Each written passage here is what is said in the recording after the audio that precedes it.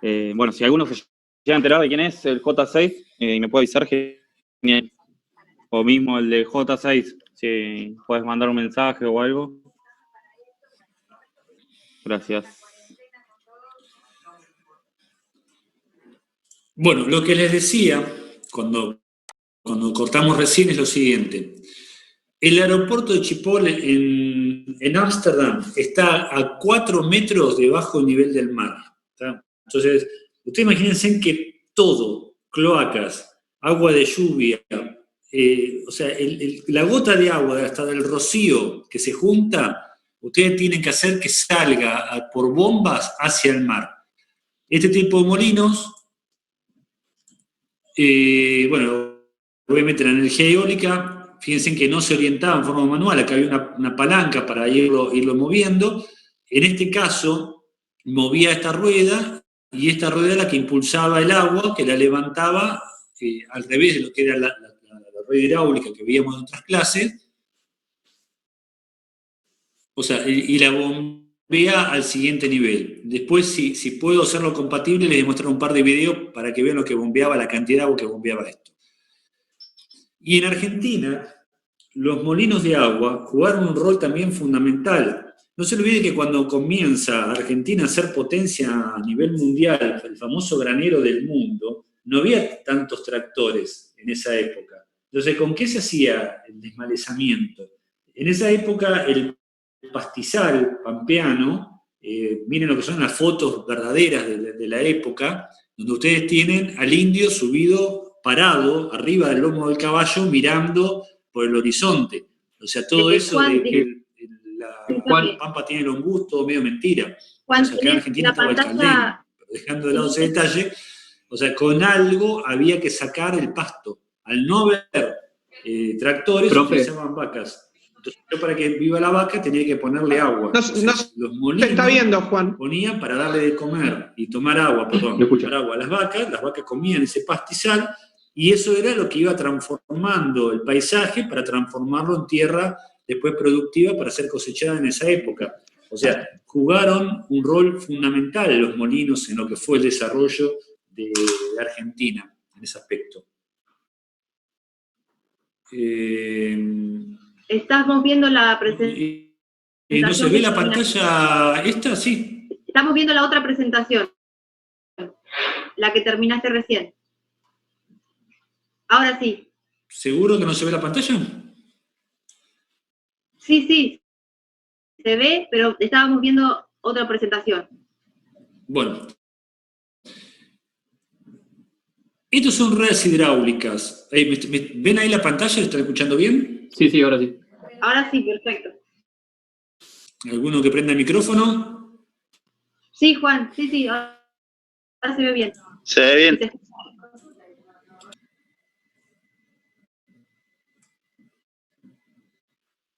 Sí, bárbaro. Entonces apago de vuelta el video y seguimos con esto. Les decía, estos son ruedas hidráulicas. ¿Tá? Recuerden que también... No los escucho, la verdad que no. Pero bueno, si ustedes me escuchan, bárbaro.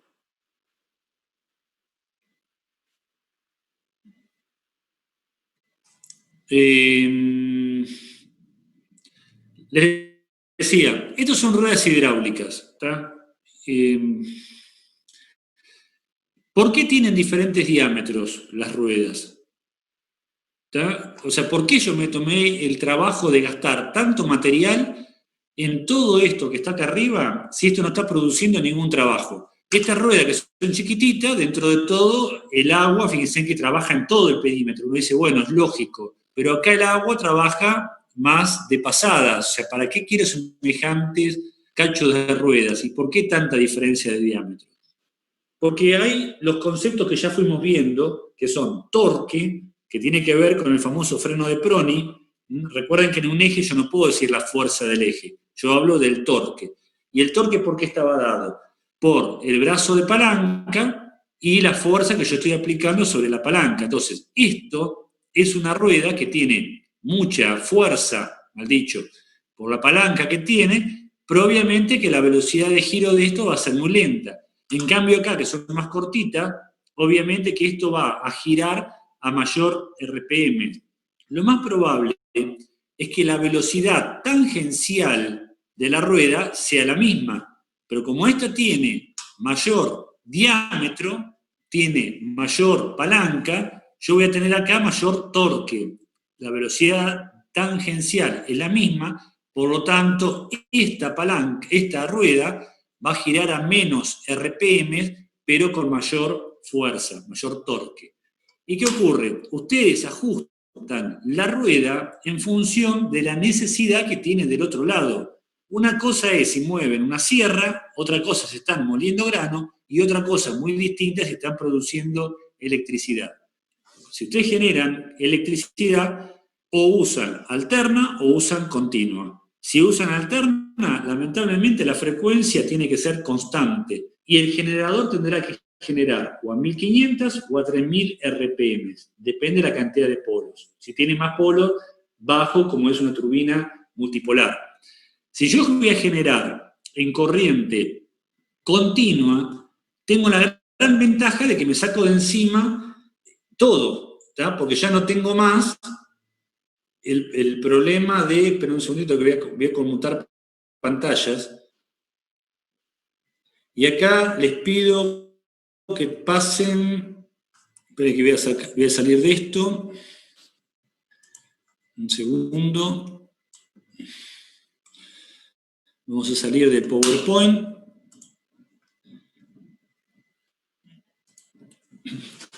y vamos a pedir esto. Y vayan por favor a la aplicación, búsquenme ahí entre la cantidad de personas que están hasta que encuentren el otro, el mío, el que es Juan Francisco Aguirre, Juan F. Aguirre, en el celular, que en este momento hay una mano nada más, activa la cámara. Sí. No sé si... Sí, se ve.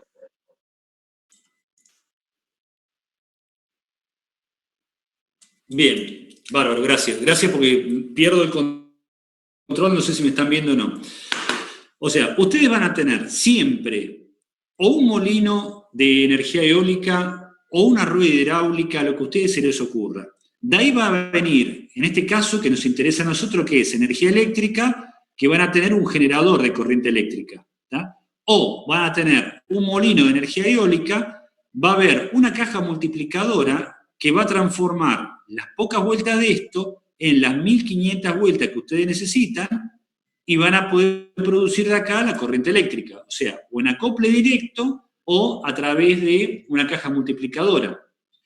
¿Qué ocurre? Esta caja multiplicadora, obviamente que tiene una pérdida porque tiene un rendimiento, ¿tá? Y cuando ustedes tienen que multiplicar, por ejemplo, de 30 vueltas a 1500 vueltas, que están multiplicando, las pérdidas y los rozamientos se multiplican por la relación I de transmisión, con lo cual el rendimiento cae muchísimo. Pero el generador es un generador chiquitito.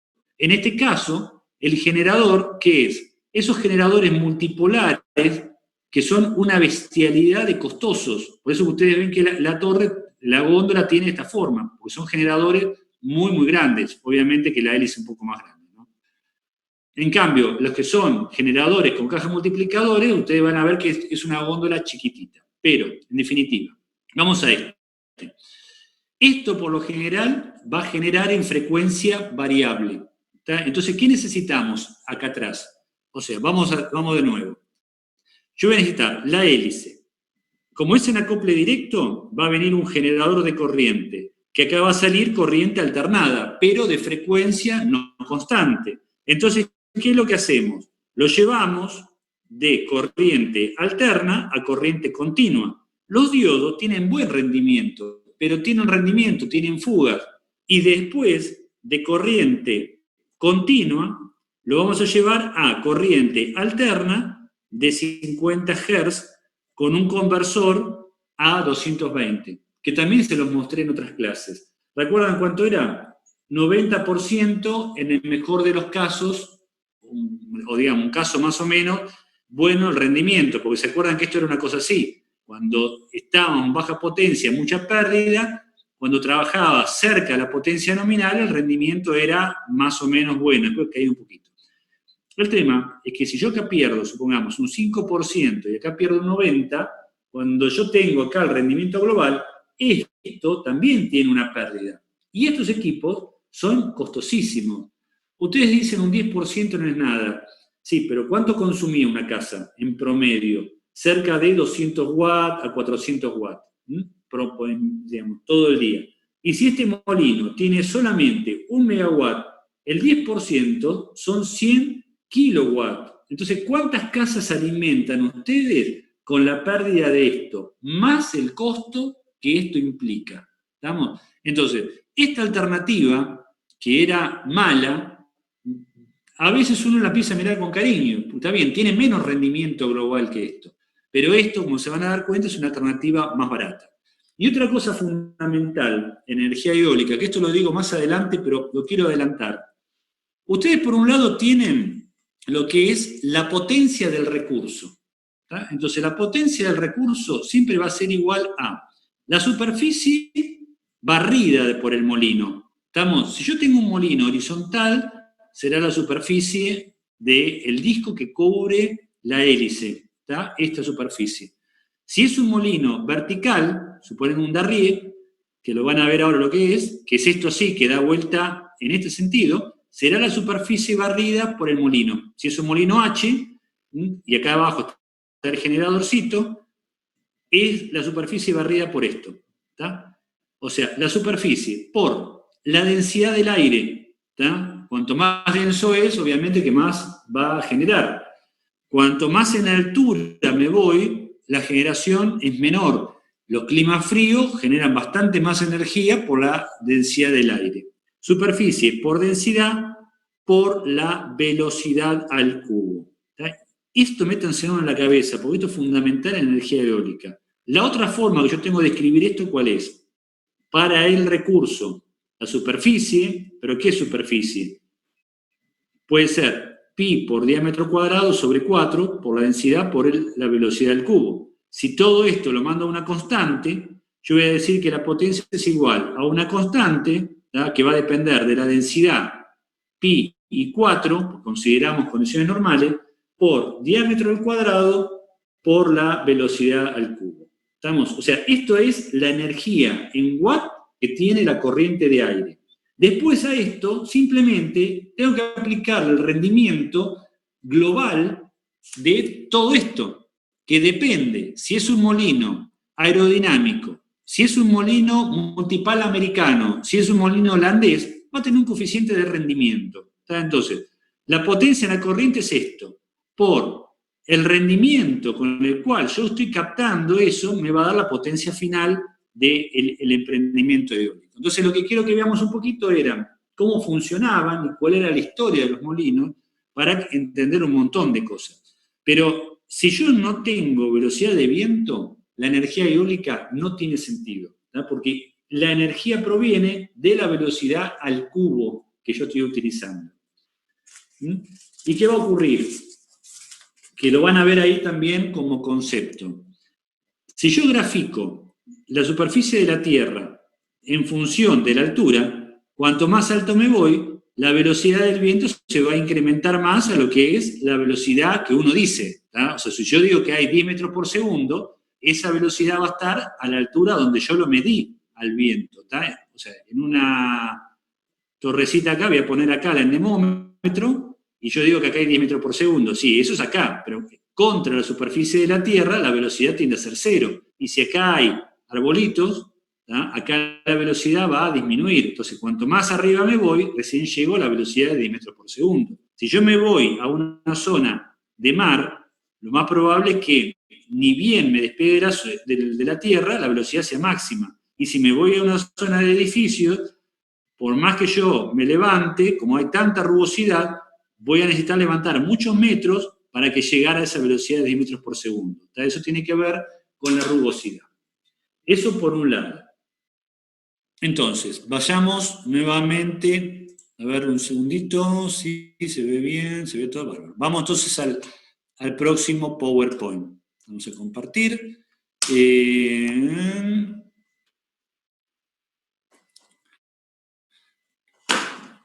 segundo.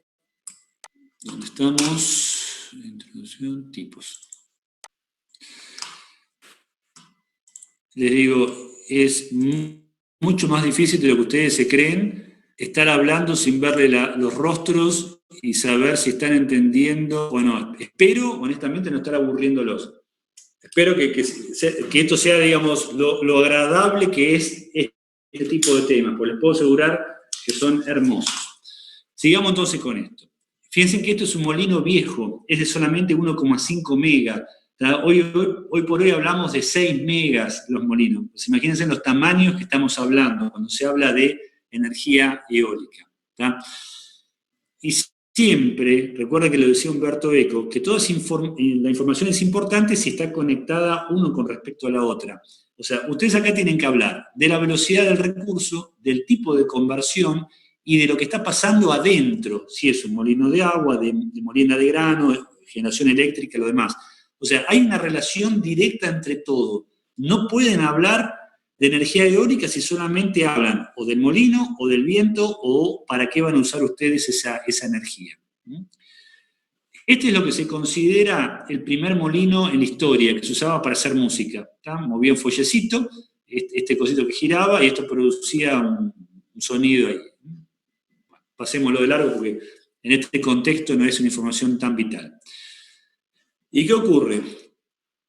La gente siempre necesitó comer. Al principio el grano se molía con una pelota que se movía a mano, y con eso ustedes molían la harina para producir la harina. Después pasaron a este tipo de piedras cónicas movidas por las personas, o estas ruedas que también se movían a través de un palo, y a medida que la rueda va girando, va aplastando el grano, hasta que se fue mejorando el sistema, y esto, digamos, es una rueda de molienda, trabaja en forma horizontal, donde ustedes largan el grano por la parte de abajo, y por esta ranura se va haciendo que el grano avance. Y esto, a medida que va girando, lo va aplastando contra la otra piedra que está fija abajo. O sea, esto requiere muchos kilos de fuerza para poderlo mover. Entonces, en un primer momento se comenzaron a utilizar las ruedas hidráulicas, que lo vimos en otras clases. La rueda gira en forma horizontal, un sistema de engranajes hecho en madera hace que gire este piñón, y acá ven las dos ruedas que va produciendo la molienda del grano, y por acá se metía. Este mismo concepto fue sustituido y fue transformado en esto, que eran los molinos holandeses para molienda de grano. ¿tá? O sea, el viento hace que se mueva el eje, este engranaje, que es este, mueve este engranajecito, y esto va moviendo la molienda de grano en la parte de abajo. Es otra clase de la cual yo en este momento no la estoy dando por falta de tiempo, pero que también es interesante, que es cómo nacen todos estos equipos.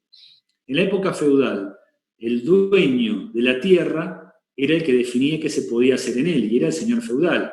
Entonces se cuenta la historia que en Europa, cuando viene el señor feudal y dice, ustedes no pueden usar el río, porque el río me pertenece a mí, y si quieren usarlo tienen que pagar un tributo, entonces ¿qué hicieron? Usaron el viento. Y ahí comenzaron la utilización de los molinos eólicos en la producción de grano, que en realidad es una copia de los molinos persas. ¿tá? Y como también se los dije el otro día, todo eso que ustedes vieron recién, hoy se reemplaza por esto, ¿tá? Porque es un motorcito eléctrico chiquitito, y acá conceptualmente es lo que cambió. Antes yo producía energía mecánica para mover el grano. El día que yo no molía grano, el molino quedaba fuera de servicio, plata parada. Entonces hoy genero electricidad, y esa electricidad la usa cualquier persona para lo que requiera. Por eso que ese tipo de molinos nunca va a volver, ¿tá? Porque cambió la concepción técnica de la utilización. Entonces todo esto hoy se reemplaza con esto, que lo ponen encima en cualquier lugar. Pero es otra historia. Este señor, Albert Betz, fue el que produjo la revolución tecnológica en lo que era la parte de energía eólica. Cuando comienza la historia, digamos, de la aerodinámica, como siempre son avances que van creciendo por acumulación de conocimientos. Las primeras hélices de barcos eran tipo esas películas que se ven en Estados Unidos que se llaman barcos tipo Mississippi, que tienen una rueda de paletas que giran atrás, que a veces también estaban ahí en Luján, en el río, que uno pedalea y le va moviendo esa rueda a paletas. Y cuando comienza la historia, claro, eso era lo mejor y era inconcebible que una hélice tenga mejor rendimiento que una paleta que empuja el agua. Entonces, ahí aparece un tal Russell, que al pobre le chorearon todas las ideas y, bueno, no tuvo cero reconocimiento. Pero comenzó a producir un tornillo tipo de Arquímedes que lo ponía en la parte de abajo de una embarcación. Y ese tornillo después lo fue modificando hasta que se dio cuenta que la clave era mover una hélice, que tenía buen rendimiento, pero no era lo ideal. Y este señor Betts trabajó en todo el estudio de esa hélice. ¿Por qué? Porque en Estados Unidos, cuando comienza el concepto de hélice, dicen esto no puede ser. Entonces toman dos barcos tipo Mississippi, lo ponen uno enfrentado al otro, le dan a fondo y se dan cuenta que los barcos no se movían. Desarman uno, le ponen la hélice, le dan a fondo y se dan cuenta que ese empujaba al de las paletas que daban vuelta. Bueno, ¿qué pasó? Desarman de vuelta, le ponen la hélice, la paleta, y se dan cuenta que los dos quedan igual. Entonces dijeron, no, acá, digamos, hay algo que se llama tecnología, se llama rendimiento, que vale la pena ser estudiado. Entonces los alemanes lo designan a Don Albert Betts y comienza a hacer todo ese estudio de hélices. O sea, cuando Albert Betts se incorpora a la energía eólica, traía un bagaje de entender cómo funciona una hélice en todos sus aspectos. Y eso lo incorpora a lo que es energía eólica, y ahí comienzan a aparecer los molinos aerodinámicos y empieza a perder la concepción del molino tipo holandés. ¿tá? Y ahí son las dos grandes diferencias que a mí me interesa que ustedes entiendan. ¿Qué hace Betts? Primero necesita un túnel de viento, que es esto que ven acá, digamos, un tubo por el cual sopla el aire, que normalmente la superficie de lo que ustedes ponen acá no puede ser más de un 20% de la apertura del tubo, para que no perturbe la corriente de aire. Y si ustedes miran los detalles, ven que hay un ala acá, y acá hay toda una serie de contrapesos y pesas, o sea, nada de balanza electrónica, con lo cual, en función del ángulo que esto lo movían, ustedes podían calcular qué fuerza hacía eso. Con lo cual, se hacían unas mediciones espectaculares de todo lo que estaba ocurriendo. Ven que esto es un carrito, acá están las dos ruedas, entonces incorporan el experimento, miden y pueden medir. Bueno, esto que ustedes ven acá, que es un túnel de viento, en realidad del otro lado es esto. ¿tá? O sea, fíjense en el tamaño que se está manejando. O sea, un túnel de viento de esto necesita un motor de por lo menos 300 caballos de fuerza, entre 200 y 300 caballos, por el tamaño que tiene. Entonces, no son experimentos que lo puede hacer cualquier fulano en el fondo de su casa, ¿tá? Porque los costos y la energía que yo necesito para hacerlo funcionar es altísimo. ¿Estamos? La contrapartida de Albert Betts fue este hombre que se llama Paul Lacour, que es de la parte danesa. Lo que tuvo Paul Lacour es que tuvo más inserción en el mundo práctico, a diferencia de Betts.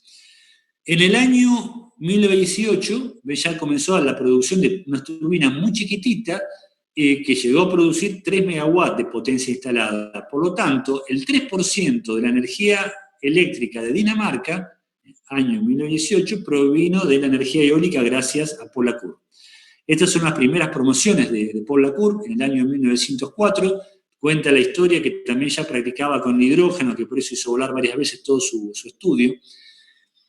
Y gracias a todo ese desarrollo que hizo Paul Lacour, entre el año 50 y 57 fue construido que se considera el primer generador eléctrico realmente eficiente, que era de 200 kilowatts.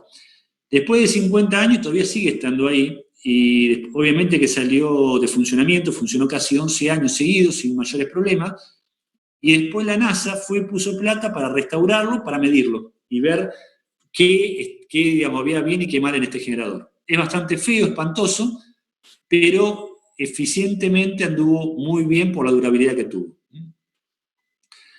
¿Qué pasa? Esa gente que hizo toda esa experiencia comenzó a producir pequeñas turbinas eólicas. Ven, este tipo de equipo de 22 kilowatts, construido por un carpintero, se empezó a popularizar y se había instalado en Dinamarca. Eso hizo que cuando en Estados Unidos se hagan los parques industriales, parques eólicos, como lo van a ver más adelante, los daneses tenían para mostrar instalaciones, en cambio los alemanes tenían para mostrar teoría. Por lo tanto, en ese caso, Dinamarca le ganó la carrera a Alemania en ese instante. Bueno, vamos a hacerlo medio rápido. Primeros equipos, año 1887, 17 metros con madera, de 12 kilowatts para alimentar las casas que ven acá atrás. El equipo de Port La Cour. Observen que son palas rectas. ¿tá? Acá tiene un sistema de orientación que cuando el viento gira para acá, le pega a esta hélice, gira y hace que se oriente la cabeza por un lado para el otro. Y todo el movimiento pasa por un eje central y el generador puesto acá abajo. O sea, era el molino holandés convertido a un molino eólico. Acá las palas están abiertas porque hay mucho viento, entonces con un mecanismo se abren para que pase el aire. Pero año 1891. ¿tá? Acá lo pueden ver, ven acá atrás, con las palas cerradas. ¿Qué ocurre? Este molino, que es uno de molienda de grano, tiene más palas porque gira más despacio. En cambio, este tiene menos pala porque la velocidad típica hace que esto pueda girar más rápido, si no la turbulencia de una pala afecta a la otra. Bueno, acá lo pueden ver cerrado en posición de producción. Año 1931, Rusia, cuando ya comienza, digamos, la etapa de la aviación, fabrican molinos que son un avioncito puesto ahí arriba, pero el mecanismo de orientación sigue siendo como los molinos holandeses, empujando esto para un lado para el otro, orientándolo a mano. Y ya en el año parecido, 32, Alemania fabrica estos equipos que son de 3 kilowatts, que son una maravilla, porque tienen paso variable a través de contrapesos con un sistema de arranque que si puedo se los describo más adelante. Estos fueron los primeros equipos de generación a nivel del mar. Visto de frente es una balsa que tiene dos hélices.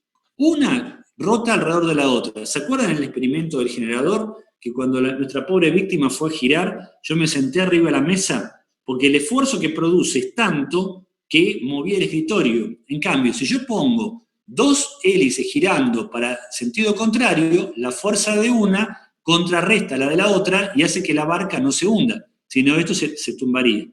Esta barcaza está sujeta directamente por un gancho, entonces por medio de estos alerones hace que se oriente y esté siempre frente al viento. Entonces era una turbina ideal para tirarla tipo balse que empieza a generar. Todo esto después de las guerras mundiales, obviamente que se perdió todo. Y a partir de ahí, digamos, el ingeniero Huth diseña la primera en el 57, muy chiquitita, de 100 kilowatts, 34 metros de diámetro, y acá viene la Grobian, que se la mostré en la otra diapositiva, que fue un hito en energía eólica, porque en el año 82 fabrican el primer generador de 3 megawatts, 100 metros de diámetro y casi 100 metros de altura. Era un molino fuera de serie, que de hecho el nombre Grobian significa Grossen, el grande. Esto es la abreviatura de eólico, o sea, el molino es Windkraftanlagen en alemán, entonces el gran molino de Alemania, el Grosswindkraftanlagen del Welt, en realidad, del mundo.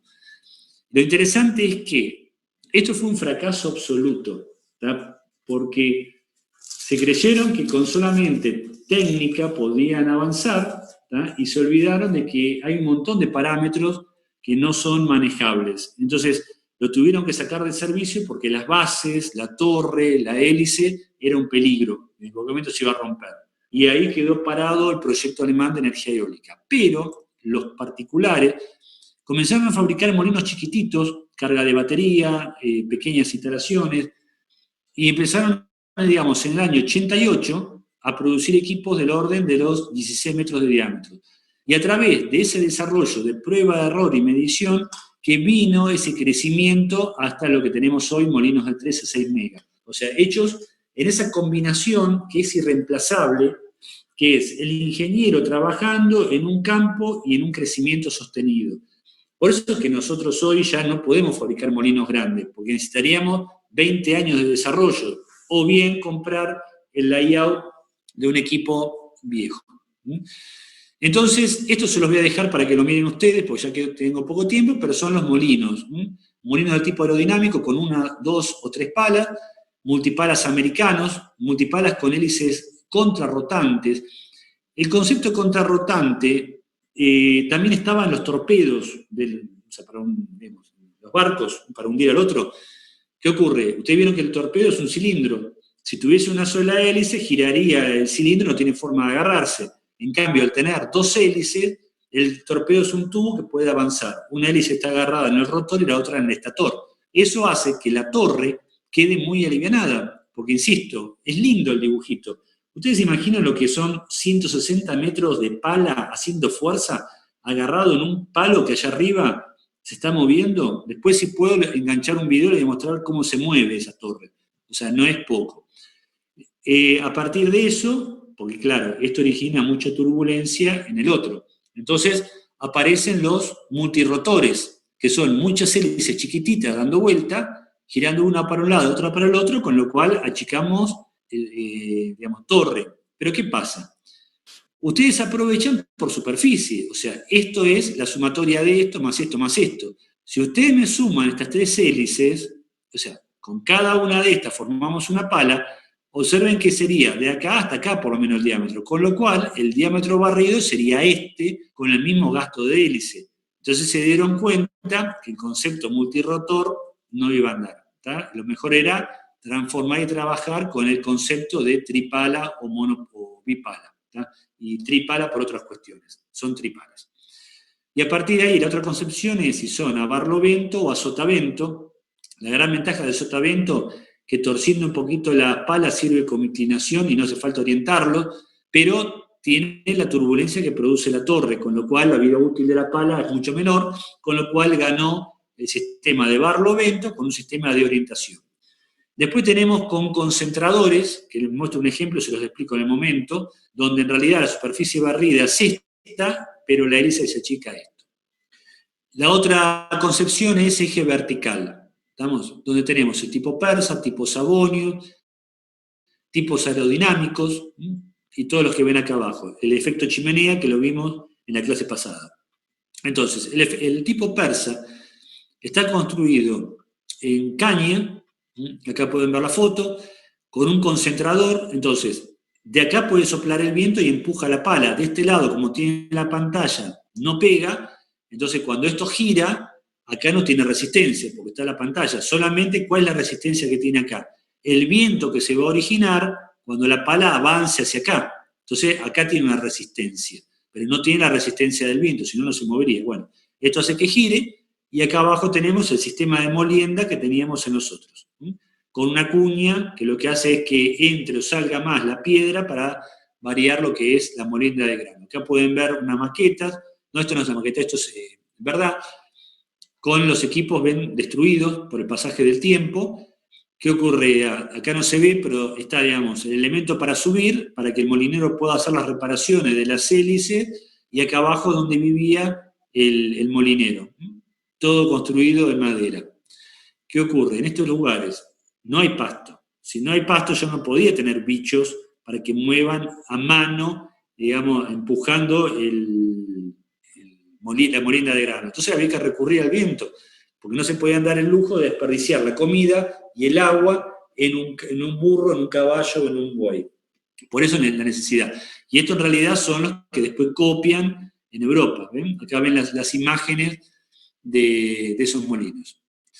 Después viene una serie de equipos que son muy interesantes, que es un disco giratorio con paletitas. Como ven acá, cuando pega la vuelta, el viento empuja, entonces la paleta hace tope acá y tiene muchísima fuerza, porque cuando pega la vuelta, la paleta queda en bandera y de este lado no tiene resistencia del viento.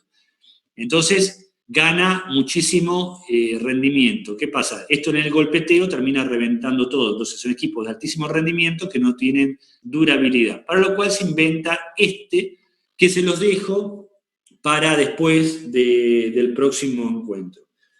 ¿Alguna pregunta?